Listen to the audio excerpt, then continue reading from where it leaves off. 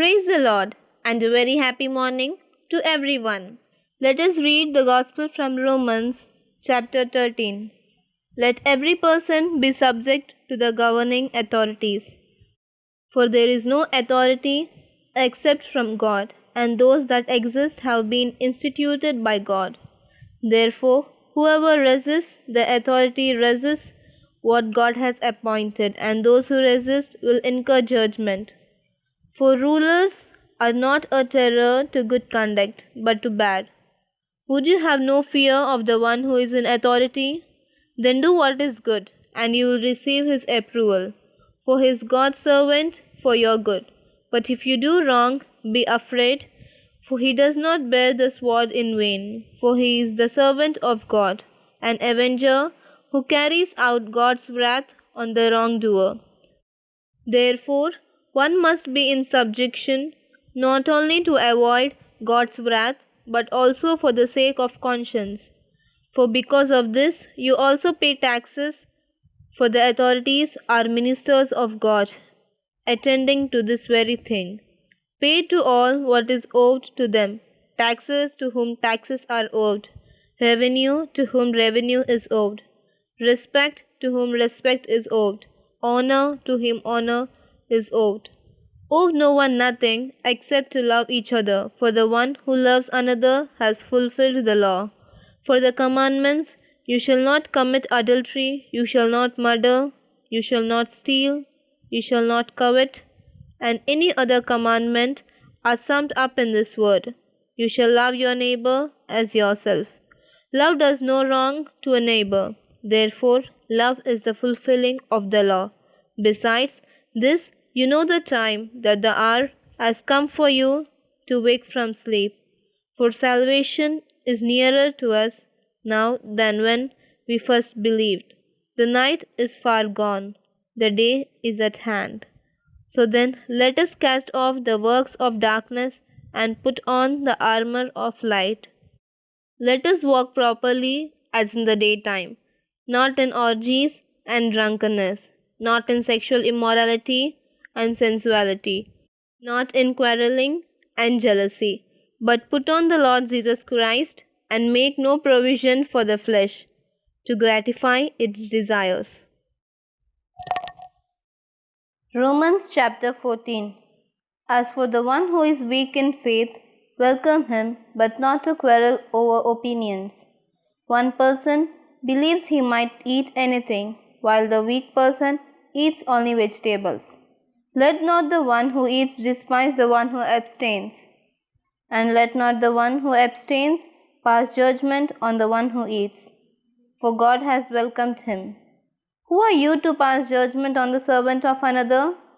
It is before his own master that he stands or falls, and he will be upheld, for the Lord is able to make him stand. One person esteems one day as better than another, while another esteems all days alike. Each one should be fully convinced in his own mind. The one who observes the day observes it in the honor of the Lord. The one who eats in the honor of the Lord, since he gives thanks to God, while the one who abstains in honor of the Lord and gives thanks to God. For none of us lives to himself, and none of us dies to himself. For if we live to the Lord, and if we die to the Lord. So then, whether we live or whether we die, we are the Lord's. For to this end Christ died and lived again, that he might be Lord both of the dead and of the living. Why do you pass judgment on your brother? Or you, why do you despise your brother? For we will all stand before the judgment seat of God. For it is written, As I live, says the Lord, every knee shall bow to me, and every tongue shall confess to God. So then, each of us will give an account of himself to God. Therefore, let us not pass judgment on one another any more, but rather decide never to put a stumbling block or hindrance in the way of a brother. I know and am persuaded in the Lord Jesus that nothing is unclean in itself, but it is unclean for anyone who thinks it unclean. For if your brother is grieved by what you eat, you are no longer walking in love. By what you eat, do not destroy the one for whom Christ died. So do not let what you regard as good be spoken of as evil. For the kingdom of God is not a matter of eating and drinking, but of righteousness and peace and joy in the Holy Spirit. Whoever thus serves Christ is acceptable to God and approved by men. So then, let us pursue what makes for peace and for mutual upbuilding. Do not, for the sake of food, destroy the work of God.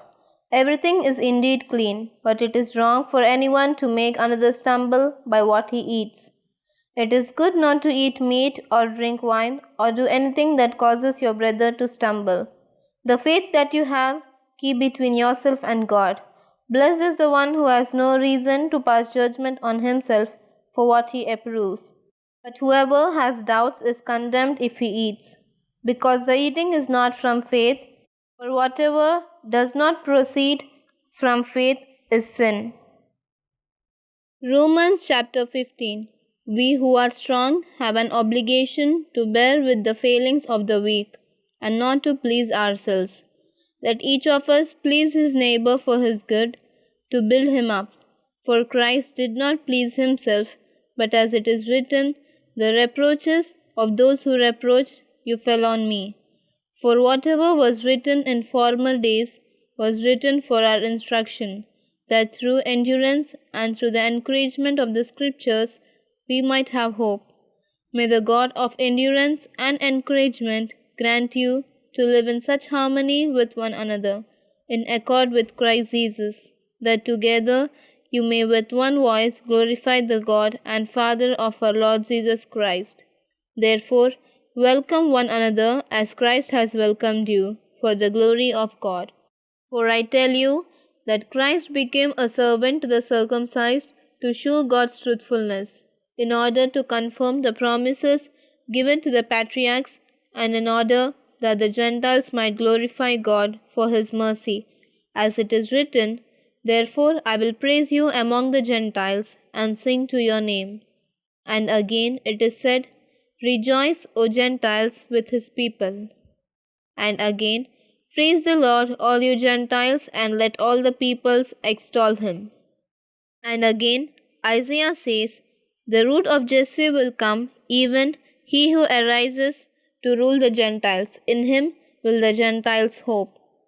May the God of hope fill you with all joy and peace in believing, so that by the power of the Holy Spirit you may abound in hope.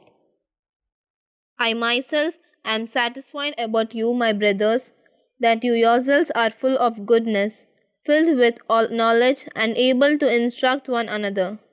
But on some points I have written to you very boldly by way of reminder, because of the grace given me by God to be a minister of Christ Jesus to the Gentiles in the priestly service of the gospel of God, so that the offering of the Gentiles may be acceptable, sanctified by the Holy Spirit. In Christ Jesus, then, I have reason to be proud of my work for God. For I will not venture to speak of anything except what Christ has accomplished through me to bring the Gentiles to obedience, by word and deed, by the power of signs and wonders, by the power of the Spirit of God, so that from Jerusalem and all the way around to Illyricum I have fulfilled the ministry of the gospel of Christ. And thus I make it my ambition to preach the gospel, not where Christ has already been named, lest I build on someone else's foundation. But as it is written, those who have never been told of him will see, and those who have never heard will understand. This is the reason why I have so often been hindered from coming to you. But since I no longer have any room for work in these regions, and since I have longed for many years to come to you, I hope to see you in passing as I go to Spain, and to be helped on my journey there by you, once I have enjoyed your company for a while. At present, however, I am going to Jerusalem, bringing aid to the saints. For Macedonia and Achaia have been pleased to make some contribution for the poor among the saints at Jerusalem, for they were pleased to do it, and indeed they owe it to them. For if the Gentiles have come to share in their spiritual blessings, they ought also to be of service to them in material blessings. When therefore I have completed this and have delivered to them what has been collected, I will leave for Spain by way of you. I know that when I come to you, I will come in the fullness of the blessing of Christ. I appeal to you, brothers, by our Lord Jesus Christ and by the love of the Spirit, to strive together with me in your prayers to God on my behalf, that I may be delivered from the unbelievers in Judea, and that my service for Jerusalem may be acceptable to the saints, that by God's will I may come to you with joy and be refreshed in your company. May the God of peace be with you all. Amen. Romans chapter 16. I commend to you our sister Phoebe, a servant of the church at Cenchrea, that you may welcome her in the Lord in a way worthy of the saints, and help her in whatever she may need from you. For she has been a patron of many and of myself as well. Greet Prisca and Aquila, my fellow workers in Christ Jesus, who risked their necks for my life, to whom not only I give thanks, but all the churches of the Gentiles give thanks as well. Greet also the church in their house. Greet my beloved Epaenetus, who was the first convert to Christ in Asia. Greet Mary, who has worked hard for you. Greet Andronicus and Junia, my kinsmen and my fellow prisoners. They are well known to the apostles, and they were in Christ before me. Greet Ampliatus, my beloved in the Lord. Greet Urbanus, our fellow worker in Christ, and my beloved Stachys. Apelles, who is approved in Christ. Greet those who belong to the family of Aristobulus. Greet my kinsman Herodian. Greet those in the Lord who belong to the family of Narcissus. Greet those workers in the Lord, Tryphena and Tryphosa. Greet the beloved Persis, who has worked hard in the Lord. Greet Rufus, chosen in the Lord, also his mother, who has been a mother to me as well. Greet Asyncritus, Phlegon, Hermes, Patrobas, Hermas, and the brothers who are with them. Greet Philologus, Julia, Nereus, and his sister, and Olympas, and all the saints who are with them. Greet one another with a holy kiss. All the churches of Christ greet you. I appeal to you, brothers, to watch out for those who cause divisions and create obstacles contrary to the doctrine that you have been taught. Avoid them. Such persons do not serve our Lord Christ, but their own appetites, and by smooth talk and flattery they deceive the hearts of the naive. For your obedience is known to all, so that I rejoice over you, but I want you to be wise as to what is good and innocent as to what is evil. God of peace will soon crush Satan under your feet. The grace of our Lord Jesus Christ be with you. Timothy, my fellow worker, greets you.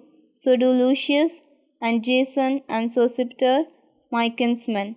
I, Tertius, who wrote this letter, greet you in the Lord. Gaius, who is host to me and to the whole church, greets you. Erastus, the city treasurer, and our brother Quartus greet you. Now to him who is able to strengthen you according to my gospel and the preaching of Jesus Christ, according to the revelation of the mystery that was kept secret for long ages, but has now been disclosed and through the prophetic writings has been made known to all nations, according to the command of the eternal God, to bring about the obedience of faith. To the only wise God be glory forevermore, through Jesus Christ. Amen.